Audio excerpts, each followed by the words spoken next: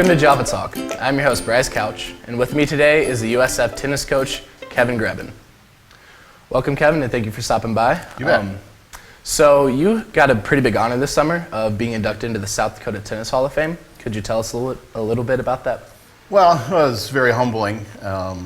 You don't, being involved with tennis here for 50 plus years and everything is just, I guess, something that I'm very honored to be a part of. It was more special for me because my father was inducted back in '92 and my cousin was inducted in '99. So we're the only family that have 3 family members that are part of the Hall of Fame here in South Dakota. So no, it was very, very humbling, honored, and everything that comes with that. To know that to be honored like that for doing something that's what I love to do is kind of a cool deal. Yeah, you said you loved to do it. Where did that love for tennis kind of come from?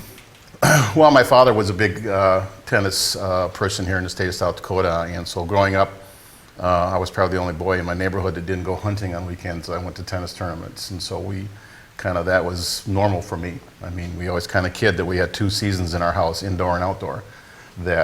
So it was just part of my growing up and it was kind of fun back in the 60s where a lot of people don't have courts. We had a neighbor down the block that had their own tennis court, and both of their sons grew up to be accomplished tennis players and are also members of the Hall of Fame. So that's where we were spending all our summer, would be down on that tennis court. So it was just a part of normalcy for me to be involved with tennis, all year round from a young age. So it just watching him coach and being coached by him in high school and finding all the successes that you could have with somebody like that, it was just a very good honor to do that.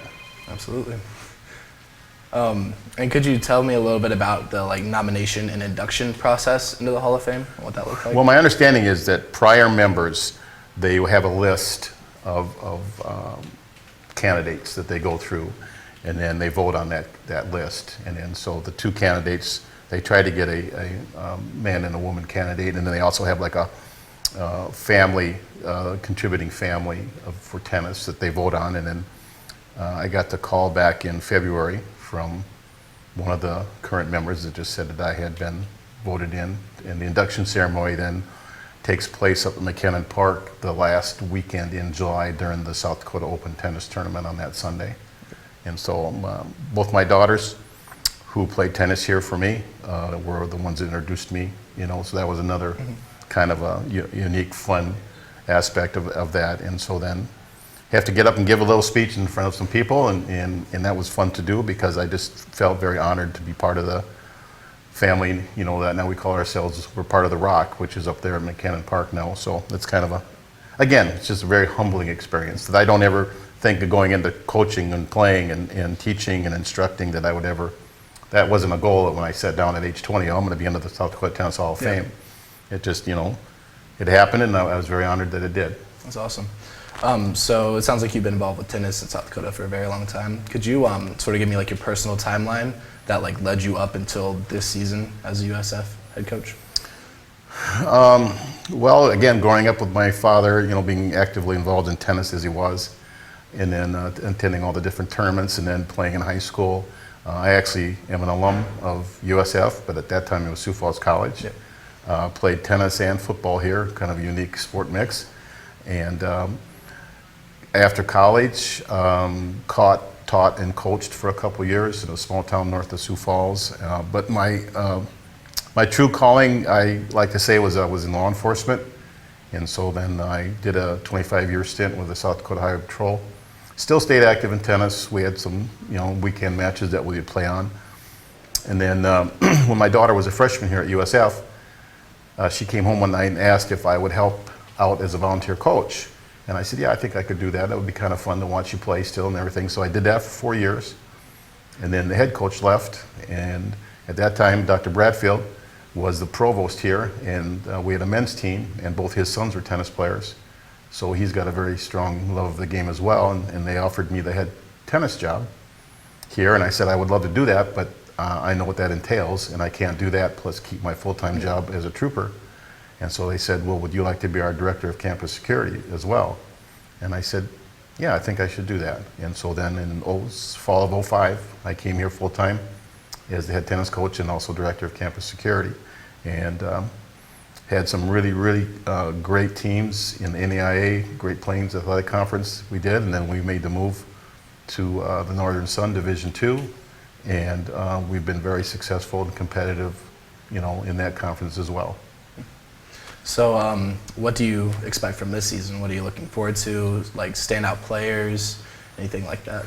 Well, we've played in a couple open tournaments here the last 2 weekends, 14th and 15th up at Gustavus, and then just this past weekend we played at Cannon Park here with some teams that we normally don't play against. And my players, we're a spring sport season, so fall is kind of, we get back into the groove and everything, but one that stands out, Megan Quant, she's my, she's a first-year MBA student here, but third-year player for me. She won her flight at #2 singles in this last tournament and has been playing very well this fall, as has Joelle Thorstensen and Victoria Ambrosio, Rachel Klott, and then I've got some freshmen. I've got a freshman class of 2 that came in, both one from Rapid City and one here from Sioux Falls. My Sioux Falls freshman is dealing with some injuries right now, so she's not been able to play, as is my #1 player, Chloe. She's got some injuries that she's dealing with, so fall time is a good time to have that because we've got 4 months to recover. But the girls, in my mind, are playing quite well, for the fall. We're an indoor sport, and so we move indoors to practice here probably within the next 2 weeks. And but I'm optimistic that if we can stay injury-free and not be sick, but has tendency to, we get one of our players usually comes down with something that affects them, cold.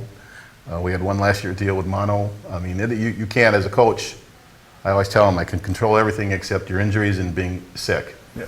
And so if we can stay injury-free and relatively healthy, we finished, we got to the semis in the conference tournament last year for the second time in 3 years.